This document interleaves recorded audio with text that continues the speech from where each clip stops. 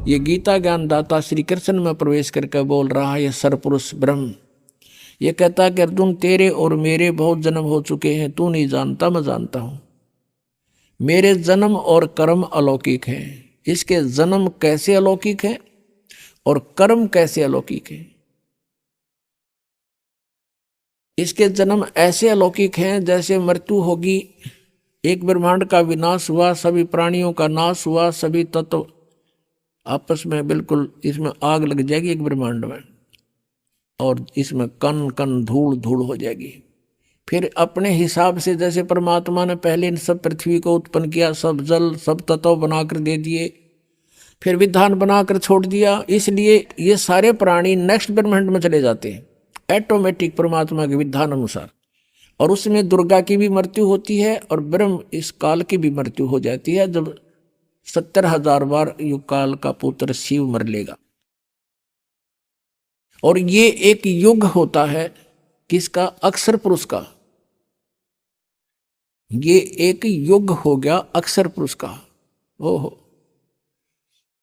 अब फिर क्या होगा कि यहां से सभी प्राणी दूसरे ब्रह्मांड में चले जाएंगे। 21 ब्रह्मांड है इस काल के पास। उस ब्रह्मांड में जाते ही परमात्मा ने विधान बना रखा है कि इन दोनों का, दुर्गा का और इस ब्रह्म का, अपने आप युवा शरीर निर्मित हो जाता है वहां जाते ही। जैसे आप देखते हो वर्षा के दिनों में आप छत पर होते हो, वर्षा आई और थोड़ी सी देर में क्या देखते हो, वहां मेंढक की फुदक रही है। वो कहां से आएगी? उस 5 तत्वों के संयोग से अचानक ऐसा एटमॉस्फेयर बन गया कि वो अपने आप उनका शरीर बन गया। आप देखते हो इनमें गेहूं में कीड़े हो जाते हैं, यानी सुरसी हो जाती है, अपने आप हो गई, लेकिन अन्य प्राणी नहीं हो सकते। ऐसे वहां पर उस स्थिति में केवल इन दोनों का शरीर युवा बन जाता है और वहां पर पहले से ही सृष्टि तैयार होती है, फलदार वृक्ष होते हैं परमात्मा के विधान अनुसार। फिर ये धीरे धीरे अपनी पत्नी से, दुर्गा से, कुछ वचन से, कुछ अपने सृष्टि क्रम से इन 3 पुत्रों की उत्पत्ति करता है, इनको अपने प्रधान बनाता है और 3 लोगों का एक एक विभागीय मिनिस्टर बना करके स्वयं मुख्यमंत्री का रोल करता है। तो इस प्रकार इनके जन्म और कर्म अलौकिक हैं। ये अपने आप को इसलिए अजन्मा कहता है, लेकिन इसका जन्म होता है तरीका दूसरा है और मृत्यु होती है। पुण्यात्माओं, जब ये ब्रह्मांड में आग लगती है, ये बहुत बुरा हाल होता है दुर्गा का, और इसका ये सबसे लंबी उम्र के यही है। और ये जब आग लगती है तो सिद्धि से उड़कर भागने की चेष्टा करते इधर उधर, इधर उधर खूब भागते हैं अपने उस लोक में जान बचाने के लिए, और इनको इतना बुरी तरह जल के मरते हैं ये जिंदा, और हाहाकार मचाते हैं, तौबा मचा देते हैं, बुरा हाल हो जाता, अचेत होकर गिर जाते हैं। जब ये पूरा ब्रह्मांड का नाश हो जाता है, ये ऑटोमेटिक ही सभी प्राणी वहां जाते हैं, फिर ये युवा अवस्था में आ जाते हैं। जैसे हम माँ के गर्भ में कितने पीड़ित थे और पहले ना जाने कौन से जन्म में कितना कष्ट भोग कर हमारी मृत्यु हुई थी, वो हमें आज याद नहीं, फिर मकवाद वहीं जो की तो ऐसा ही इसके साथ बनता है। अब ये एक युग हो गया अक्षर पुरुष का, जब एक ब्रह्मांड का नाश और काल ब्रह्म की मृत्यु का समय। तो ऐसे 1000 युग का दिन, ऐसे 1000 युग का इस अक्षर पुरुष का दिन और इतनी ही रात्रि। ओ तेरा गजब हो, कैलकुलेशन भूल जाओ, 43,20,000 ने साथ रखे थे, वो तो चतुर्युग छोड़ दिया। फिर युग ऐसे शुरू हो गए और ऐसे ही 30 दिन रात का महीना अक्षर पुरुष का, और 12 महीने का 1 वर्ष और 100 वर्ष की आयु। वेदों में आपने देखा होगा 7 वर्ष लिखा, 100 वर्ष, तो सबकी 100 वर्ष कैलकुलेटेड है, लेकिन उनके वर्ष बहुत लंबे चौड़े हैं। तो ऐसे इस अक्षर पुरुष की मृत्यु होगी इतने 100 वर्षों के बाद, इतने लंबे पीरियड के बाद। और इसलिए इसको अक्षर पुरुष कह दिया, क्योंकि ये काफी चिर स्थायी है, बहुत लंबे समय तक रहता है इसलिए, लेकिन ये भी नाशवान है। और पांचवा, उत्तम पुरुष तु अन्य परमात्मा इति उदारत, ये लोग तरम आविष्य विवर्ती अवय ईश्वर है, वो अविनाशी परमात्मा है। तीसरा कौन है? गीता जी अध्याय नंबर 7 के श्लोक नंबर 29 में अर्जुन से कहा काल ने कि जो व्यक्ति तत्ब्रह्म से परिचित है, सारे अध्यात्म ज्ञान से परिचित है, सब कर्मों से परिचित है, वो केवल जरा और मरण से ही छूटने का प्रयत्न करते, उसे मोक्ष चाहते। अर्जुन ने 8वें अध्याय के प्रथम मंत्र में पूछा, फिर किम तत्ब्रह्म, वो तत्ब्रह्म कौन है? 8वें अध्याय के 3रे श्लोक में उत्तर दिया काल ने, ब्रह्म गीता ज्ञानदाता ने, कि वो परम अक्षर ब्रह्म है। अपने जन्म कर्म और इसने बता दिया मेरी भी जन्म मृत्यु होती है अर्जुन, तेरी भी होगी, मेरी साधना करेगा तो भी तेरी जन्म मृत्यु और मेरी भी रहेगी, हम स्थायी नहीं हो सकते।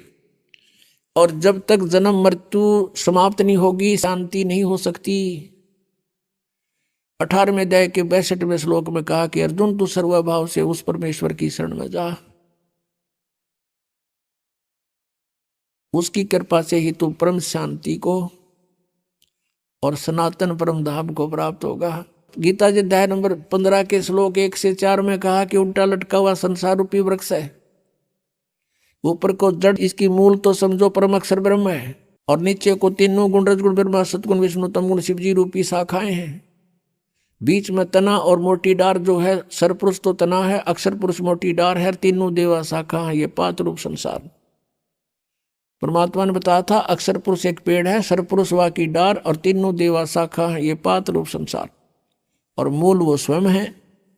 तो गीता जी अध्याय नंबर 15 के श्लोक 1 में बताया है कि जो उल्टे लटके हुए संसार रूपी वृक्ष के सभी विभागों को, छंदों को जानता है, सवेदवित, वो तत्वदर्शी संत है। गीता जी अध्याय नंबर 4 के श्लोक 32 में कहा है कि सभी यज्ञों धार्मिक अनुष्ठानों की जानकारी विस्तार के साथ सच्चिदानंद घन ब्रह्म की वाणी में ब्रह्मणे मुखे यानी सच्चिदानंद घन ब्रह्म से मुख से उच्चरित वाणी में लिखी हुई है, वो है तत्व ज्ञान। उसमें सब विस्तार के साथ बताया गया, सारा डिटेल से, वो तत्व ज्ञान है। चौथे अध्याय के 34वें श्लोक में कहा कि अर्जुन उस तत्व ज्ञान को जो परमात्मा ने स्वयं आकर बोला है, उसको किसी तत्वदर्शी संत के पास जाकर समझ, फिर वो तत्वदर्शी संत तुझे उस परमात्मा का ज्ञान करावेंगे।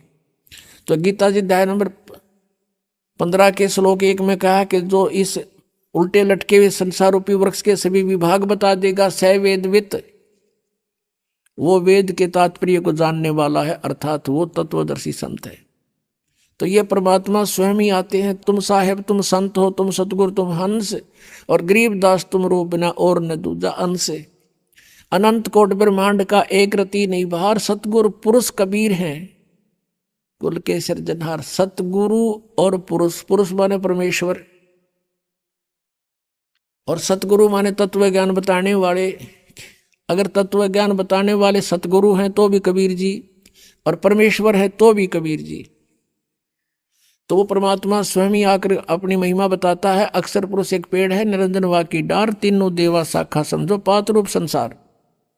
गीता जी अध्याय नंबर 15 के श्लोक 3-4 में कहा है कि जब तत्वदर्शी संत मिल जावे, उसके पश्चात इस अज्ञान रूप अंधकार को तत्व ज्ञान रूपी शस्त्र से काट कर यानी समझ कर, उसके पश्चात परमेश्वर के उस परम पद की खोज करनी चाहिए, जहां जाने के बाद साधक फिर लौटकर कभी संसार में नहीं आता। और गीता ज्ञानदाता इसलिए कहता 18वें अध्याय के 62वें श्लोक में कि अर्जुन तू सर्वभाव से उस परमेश्वर की शरण में जा, परम अक्षर ब्रह्म की शरण में जा, वो वास्तव में अविनाशी है। उससे तुझे सनातन परम धाम प्राप्त होगा, परम शांति होगी। सनातन परम धाम शाश्वत स्थानम, सदा रहने वाला, जिसका कभी नाश नहीं होता।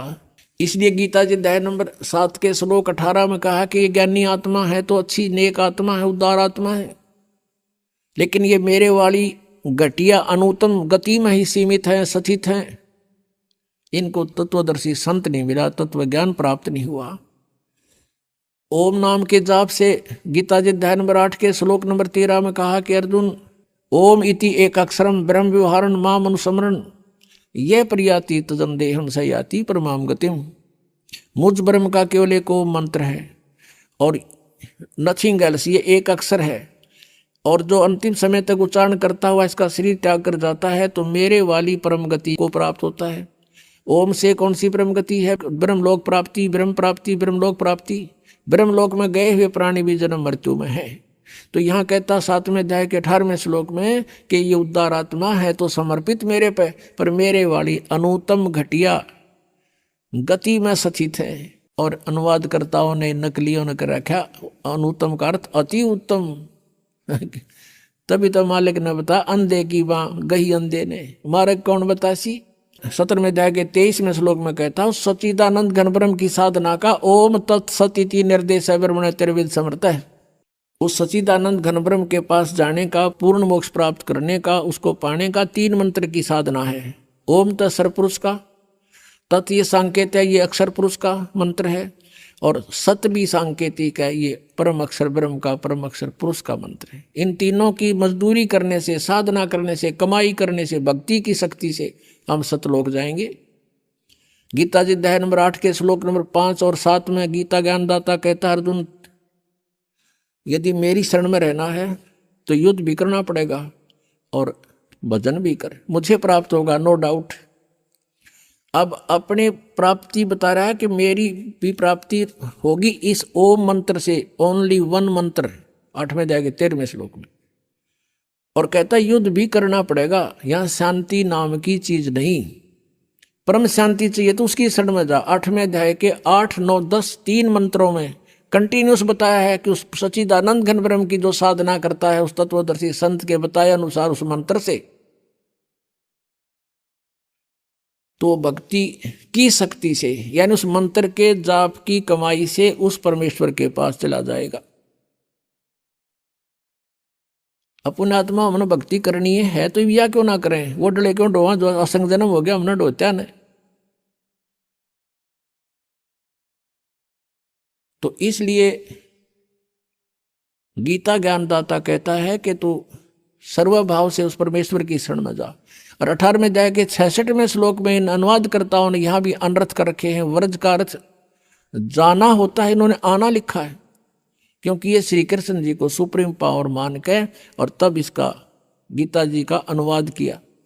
जबकि श्री कृष्ण जी तो विष्णु अवतार थे, ये सतोगुण भगवान हैं और ब्रह्म के पुत्र हैं और मूल परमात्मा की भक्ति से यानी उससे ही हमें लाभ होगा। उसका अर्थ ये बनता है कि सर्वधर्मान परित्यज माम, मेरे सतर की, ब्रह्म सतर की जो ओम की पूजा उस 3 मंत्र के जाप में, ओम तत्सत में, वो मुझे छोड़ दे। और यज्ञ हवन जो भी हैं ये ब्रह्म सतर के हैं, ये सब धार्मिक पूजाएं मुझ में त्याग कर एकम शरणम व्रज, एकम मन जिसके बराबर दूसरा ना हो, अद्वितीय प्रभु सच्चिदानंद घन ब्रह्म, उसकी शरण में जा, मेरे सतर का मुझे दे जा। हम पहले ओम नाम के कमाई यज्ञ करके हम कहाँ जाते थे, ब्रह्मलोक में चले जाते थे, वहां अपनी पूंजी खत्म करके उस रेस्टोरेंट में वापस फिर गधे बन जाते थे। अब हमें ज्ञान हो गया, हम इस पूंजी का नष्ट नहीं करेंगे, हम सदुपयोग करेंगे, इसका कर्जा उतारेंगे, चले जाएंगे। तो इस काल को इस सब ओम नाम का जाप इसको दे देंगे, ये हमें छोड़ देगा, फिर कुत्ते गधे नहीं बनाओगा, हमें बंद में नहीं रखेगा। तब ये कहता है अहम तवा सर्व पापे व्यामोक्षामि मा सोच, मेरा कर्जा तार दे, फिर मैं तेने क्यों दुखी करूंगा, मैं नहीं रुकूंगा यहाँ पर, और फिर जा तू अपने घर ने। और ये नो कहे मेरी शरण में आ जा, सभी धर्मों के कर्मों को मुझ में छोड़ मेरी शरण में आ जा। उसकी शरण में तो पहले था ही वो। दूसरे अध्याय के 7वें श्लोक में अर्जुन कहता है कि आप मेरे गुरु हो, मैं आपकी शरण हूं, मेरी बुद्धि काम करना बंद करगी, मेरे हित में जो हो तुम वो बताओ। अब 18वें अध्याय के 66वें श्लोक में ये अज्ञानी कहें कि श्री कृष्ण अपने ही शरण माने को कहता, प्रथम तो श्री कृष्ण बोल ले नहीं रहा, उसमें बोल रहा काल। अगर श्री कृष्ण मानकर चलते हो तो पहले कह रहा अर्जुन के मैं तो आपकी शरण में हूँ, आपका शिष्य हूँ, और बता शरण में की जा, उसके अंदर बढ़े। तो ये बिना ज्ञान की बातें थी, हमें मूर्ख बना रहे थे ये नकली गुरु, संस्कृत की भाषा जान के, यह आत्मिक ज्ञान नहीं था इनके पास। तो अंधे की बाँ गई, अंधे ने मारे कौन बतासी। अब क्या बताते हैं, मन तू चल रे सुख के सागर, जहाँ शब्द सिंधु रत्नागर। कोटि जन्म तन भर मत होगे, कुछ ना हाथ लग्या रे। कुकर सुकर खरबया बोरे, कौआ हंस बुगारे। सुखदेव ने 84 भुगती बना पजावे खरवो। तेरी क्या बुनियाद पुरानी, तू पेंडा पंथ पकड़वो। कोट जन्म तन भर मत होगे, कुछ ना हाथ लग्या रे। कुकर सुकर खरबया बोरे, कौआ हंस बुगारे। कोटि जन्म तू राजा की, न्या मिटी न मन की आशा। भिक्षुक होकर दर दर घूम लिया, मिला न निर्गुण रासा।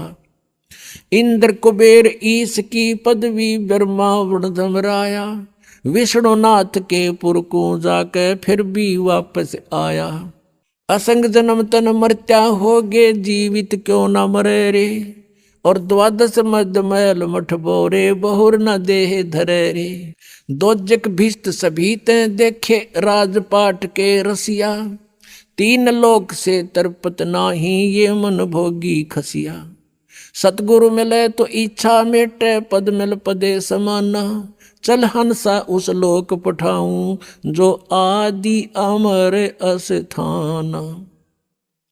चार मुक्ति जहाँ चंपी करती, माया होरी दासी। दास गरीब अभय पद पर से, वो मिले राम अविनाशी।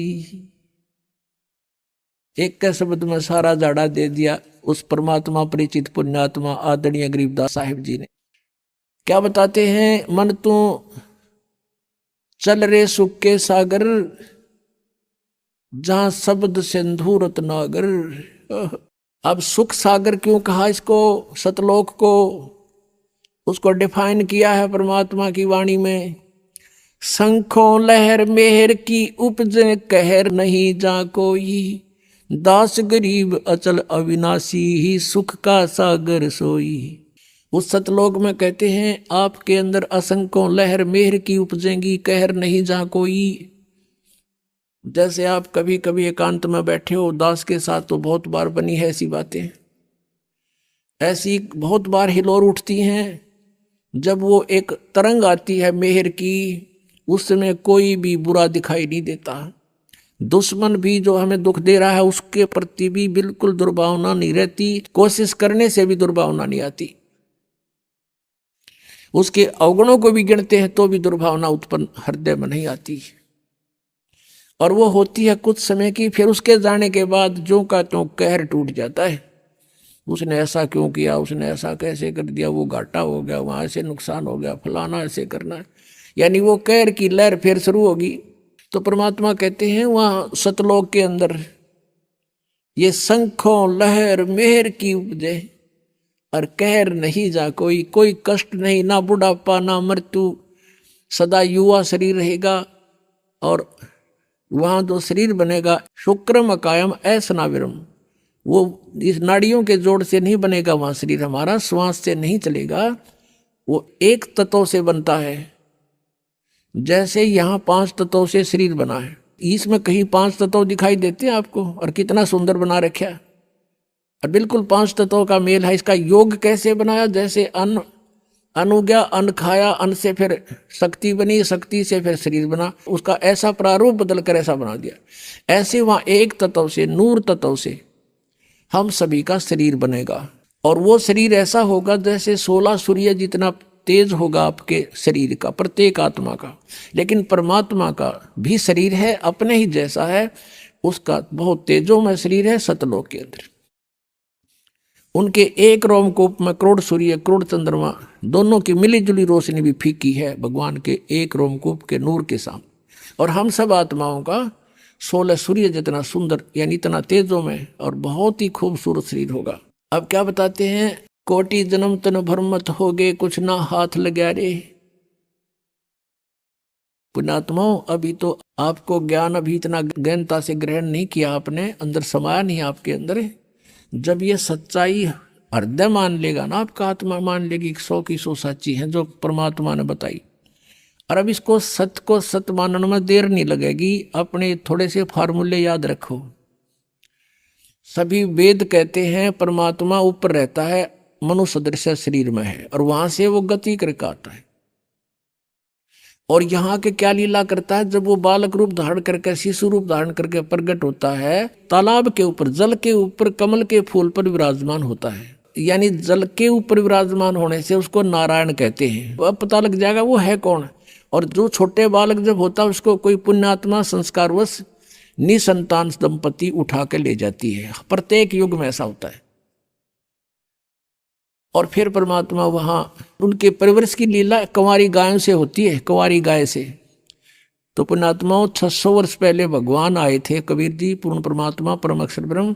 उन्होंने वो लीलाएं की थी जो वेदों में लिख रखी है। वेद तो केवल परमात्मा की पहचान बताते हैं, वो ऐसा है ऐसा करता है। वो लीला किसने की है आज तक? श्री कृष्ण का इतिहास देख लो, वह भी आए पृथ्वी पर जन्म हुआ माँ से, लेकिन कबीर परमेश्वर का माँ से जन्म नहीं हुआ। ये तगड़मबाजी बढ़ा करते नकली आदमी कि एक विधवा ब्राह्मणी थी, वो उसने शर्म के मारे गिर गई, उसका विधवा का बच्चा हो गया।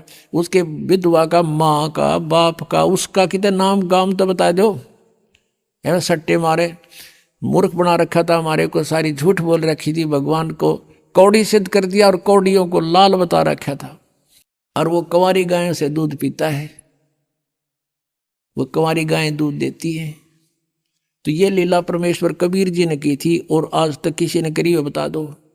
और किसी का नो प्रमाण ऊपर तो चलकाया और सह शरीर चला गया वापस, एक दिखा दो जिनको हम भगवान मानते थे, राम श्री कृष्ण का दिखा दो। तो कहने का भाव पुण्यात्माओं, हम भगवान को पहचान नहीं सके क्योंकि जिनको हम गुरु मानने थे वो अंधे थे, ज्ञान नेत्रहीन थे। वो कहते मोती मुक्ता दर्शत नाही, यो जग है सब अंदरे, दिखत के तो नैन चश्म इनका फेरा मोतिया बिंदरे। किसी को मोतिया बिंद हो जाता है, उसकी आंखें स्वस्थ दिखाई देती हैं और उसने दिखता कते नहीं, नपट अंधा होता है, ब्लाइंड मैन होता है वो। तो इसी प्रकार ये ज्ञान नेत्रहीन थे और दिखे थे चतुर, क्योंकि संस्कृत जाने थे। एक भाषा के जान लेने से उसमें लिखे हुए गूढ़ रहस्य को नहीं समझा जा सकता। अब हम हिंदी जानते हैं, मान ले किसी फॉरेनर ने आके हिंदी सीख ली और इसको तुलसीदास करित रामायण को ले गया वहां पर अपने देश में, और उसने अक्षर पैर का पता नहीं, राम कौन था, रावण कौन था, सीता कौन थी, कुंभकर्ण कौन था, विभीषण कौन था, तो वो पता नहीं के अटके बट मारेगा।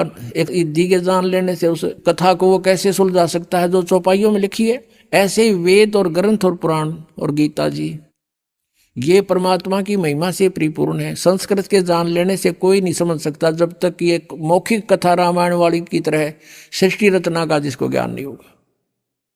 और वो सृष्टि रचना खुद रचने वाला ही बता सकता है। ठीक ठीक, अभी तक तगड़मबाजी बढ़ा रहे थे, अब प्रसंग जो आ रहा है वहीं पर आते हैं। क्या बताते हैं कि कोट जन्म तन भरमत हो गए, कुछ ना हाथ लगा रे, और कुकर सुकर खरबा बोरे, कौआ हंस बुगारे। अब परमात्मा को पहचानना एक इतना आसान हो गया। एक तो ये पहचानना है कि सारे वेद बतावें, चारों वेदों को तो हम कति फाइनल मान रहे हैं। अब भी कोई उसको न्यू कहे कि मैं नहीं मानता वेदों को, वो तो फिर भक्ति योग प्राणी है नहीं, या किसी ने भ्रमित करा क्या, उल्लू ने मूर्ख ने। जो ये कहते हैं हम वेदों को नहीं मानते, पुराणों को नहीं मानते, हम अपने गुरुओं के ज्ञान को श्रेष्ठ मानते हैं, तो सदग्रंथों को न मानना ही उनकी महामूर्खता है।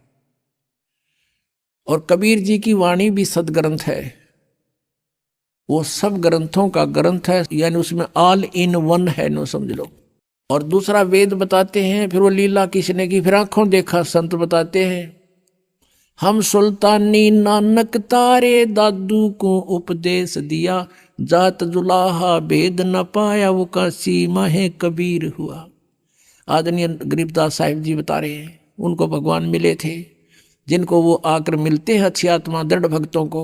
उनमें से एक आदरणीय नानक साहिब जी हैं, वो कहते हैं, फाई सूरत मनुकी वेश, ए ठगवाड़ा ठगी देश, खराब सियाणा भोता भार। ये धानक रूप रहा करतार।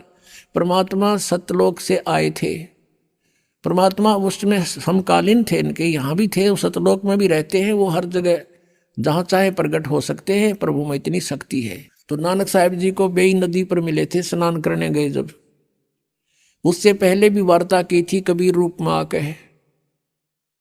लेकिन नानक साहब जी मान्य नहीं थे, लेकिन अंदर से टूट गए थे सच्चाई को सुन के। प्रार्थना यही करते थे, प्रभु फेर दिलो एक बाक है। आदरणीय नानक साहब जी का जन्म पवित्र हिंदू धर्म में हुआ था। ये कालूराम मेहता खत्री अरोड़ा के घर इनका जन्म था, और इनके पिताजी जो पटवारी थे उस समय, और ये अच्छी आत्मा थी। फिर ये इन्होंने एक अपनी बहन के नगर में, जहाँ उनकी बहन ब्याह रखी थी, सुल्तानपुर शहर में अपने बहनोई की सिफारिश से वहाँ के सुल्तानपुर के नवाब के यहाँ नौकरी करते थे मोदी खाने में। तो स्नान करने के लिए बेई नदी पर जाते थे। पहले परमात्मा कबीर जी उनसे मिले, चर्चा की और बताया कि मैं कबीर हूँ और छोटी जाति का धारक हूँ, काशी में रहता हूँ और मैं ज्ञान की तलाश में घूम रहा हूँ। तो नानक साहिब जी ने बताया कि श्री कृष्ण जी, श्री विष्णु जी सर्वशक्तिमान हैं, ये परम शक्ति हैं। गीता में इसी का वर्णन किया गया है। यानी जैसा भी उन्होंने, श्री नानक देव जी ने ब्रजलाल पांडे से गीता पढ़ा करते थे, जैसा भी ऐसे इन गुरुओं ने हमें ज्ञान दे रखा था, उसी आधार से नानक जी ने बहुत अपना सुनाया कि ऐसे है श्री कृष्ण सर्वेश्वर हैं, सर्वशक्तिमान हैं, इन्हीं की भक्ति से मोक्ष होगा। तो परमात्मा ने उनसे 7 श्लोकों के उत्तर पूछे थे नानक साहब जी से। एक तो ये पूछा था कि यदि श्री कृष्ण जी सर्वशक्तिमान हैं, चौथे अध्याय के 5वें और 9वें श्लोक में, दूसरे अध्याय के 12वें श्लोक में, 10वें अध्याय के दूसरे श्लोक में कहता मेरी तो जन्म मृत्यु होते। 18वें अध्याय के 62वें श्लोक में ये किसको, किसकी शरण में जाने को कह रहे हैं, पूछना आपके ब्रजलाल पांडे से। 7वें अध्याय के 18वें श्लोक में अपनी गति को अनुत्तम कह रहे हैं। उत्तम पुरुष है तो अन्य वो कौन है। चौथे अध्याय के 34वें श्लोक में कहा कि तत्व ज्ञान तो कोई और है। ये गीता वाला ज्ञान, तत्व ज्ञान ने इसको संत बतावेंगे। इन बातों को कह करके नानक साहब जी नाराज हो गए ये सुनकर, लेकिन रात्रि के समय करवट बदलते रहे कि सचमुच बात तो सारी साची है। नानक साहब भी पढ़े हुए थे, हिंदी भी पढ़े थे, फारसी भी पढ़े थे। उन्होंने गीता जी को देखा, एक आध ब्राह्मण से बात करी, किसी के पास उत्तर नहीं था। तो ऊपर से तो वो कबीर जी को धमका कर आगे थे कि तू गलत बोलता है, तो मुसलमान दिखाई देता है। तो परमात्मा चले गए थे उस टाइम। कुछ दिनों के बाद उसको ऐसी कसक लगी नानक जी को, अंदर से रोने लगे, तड़पते थे। एक बार फिर मिले महाराज, फिर बात करेंगे। वो फिर दोबारा फिर मिल गए 15-20 दिन के बाद। उस समय केवल नानक जी को दिखाई दे रहे थे, अन्य को नहीं। कुछ देर बात हुई थी, फिर नानक जी ने, क्योंकि वो मन नहीं टेकता जल्दी सी, उन्होंने कहा था कि मैं इस दरिया में छलांग लगाऊंगा, मुझे ढूंढ देना। नानक साहब जी ने दरिया में छलांग लगा दी। परमात्मा ने उनको गुप्त किया वहां से, और पीछे जाकर 3 किलोमीटर पीछे को, जहां से अप स्ट्रीम में ले गए, जिधर से पानी बहता रहा था, और वहां उनका शरीर एकांत स्थान पर रख दिया। आत्मा को लेकर सचखंड गए। सचखंड में देखा कबीर परमेश्वर दो जिंदा महात्मा के रूप में वहां उनको मिले थे, उसी रूप में ऊपर सतलोक में पहुंचे, और परमात्मा सतपुरुष बैठे थे तख्त के ऊपर, ऑल ओवर कंट्रोलर की चेयर पे, उस सिंहासन पर।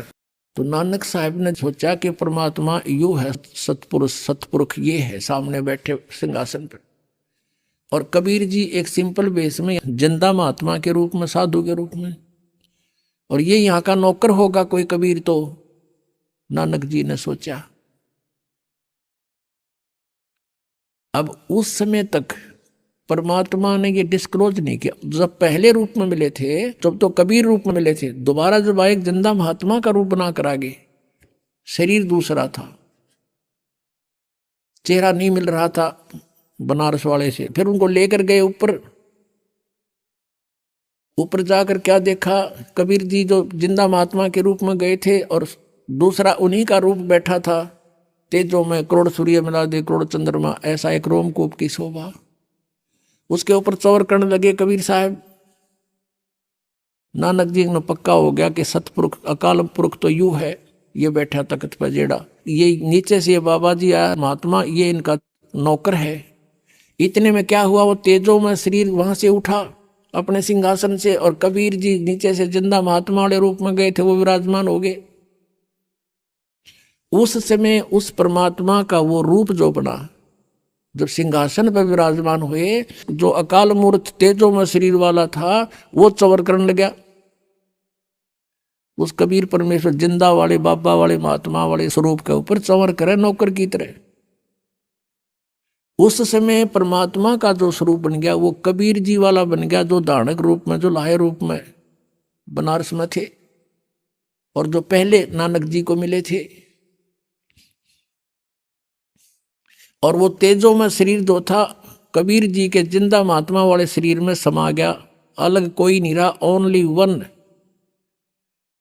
ओनली वन गॉड है, एक परमात्मा कबीर जी विद्यमान थे, बनारस वाले धानक, ऑल ओवर कंट्रोलर के तख्त पर, सिंहासन पर। अब नानक साहब से कहा कि जाए, तीसरा दिन हो गया। इस तरह परमात्मा ने सारे ब्रह्मांड दिखाए, ब्रह्मा विष्णु महेश दिखाए, उनकी रचना बताई, कैसे इनका जन्म हुआ।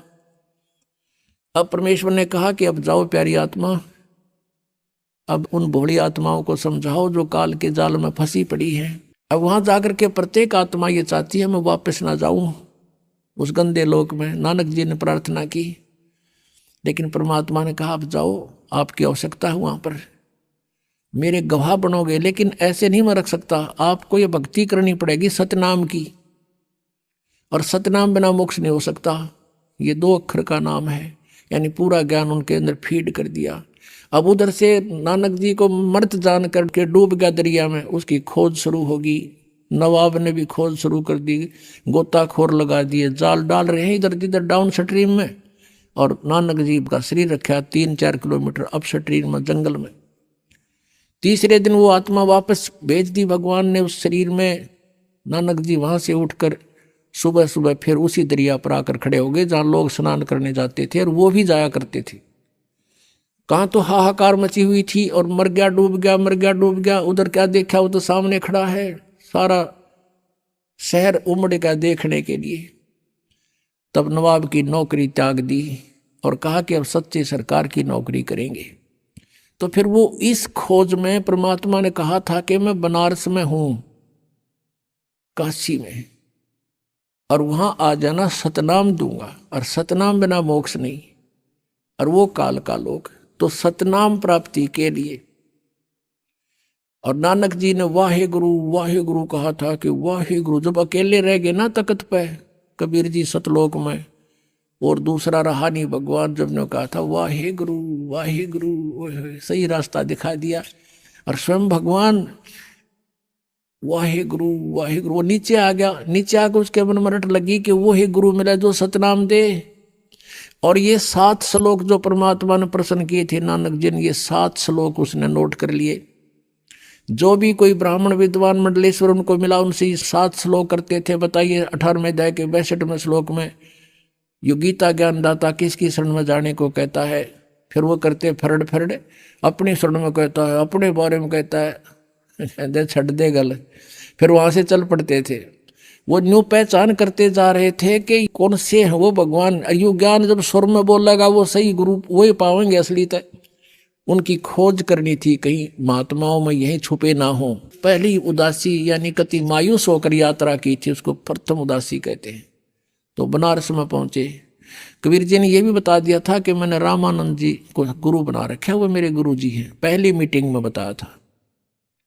तो रामानंद जी सुप्रसिद्ध थे। रामानंद जी के आश्रम में पहुंचे, वहां उनसे प्रश्न किया कि ऐसे ऐसे गीता में लिखा है, क्या आप जानते हो। रामानंद जी महात्मा थे, वो सच्ची बोला करते। कहने लगे भाई आजा, बैठ जा सरदार जी, आजा बच्चा, मैं जानता नहीं था लेकिन अब जान गया हूं। मैं नहीं जानता था, मैं विद्वान पाक रहा था, लेकिन मुझे कख का पता नहीं था। वैसे तो वो मेरे को उन्होंने वचन दे दिया, वो भगवान है, परमात्मा है, अब मालिक हैं, सतपुरुष हैं, और मेरे को उन्होंने अपनी स्थिति ऊपर दिखा दी सारी, लेकिन उनकी आज्ञा का मैं पालन कर रहा हूँ। वो मेरे शिष्य नहीं है, मेरे गुरु हैं, लेकिन मर्यादावत उन्होंने कहा कि मुझे आप अपना शिष्य ही मानोगे। वो मेरे शिष्य कहो, मेरे गुरु कहो, और भाई उस कबीर जी ने मुझे यो ज्ञान बताया है। तो नानक जी ने कहा कहाँ मिलेंगे वो, कि अभी आएंगे शाम को यहाँ पर। नानक जी ने सोचा इतनी देर कौन डटा भगवान पृथ्वी पे, और हमने उसके लिए खोज के लिए सिर दे रखा। कहने लगे महाराज मुझे एक रास्ता बता दो, कहाँ है वो, कि वो अपनी झोपड़ी में होंगे। एक सेवक भेज दिया कि जाओ झोपड़ी पर छोड़ के आओ।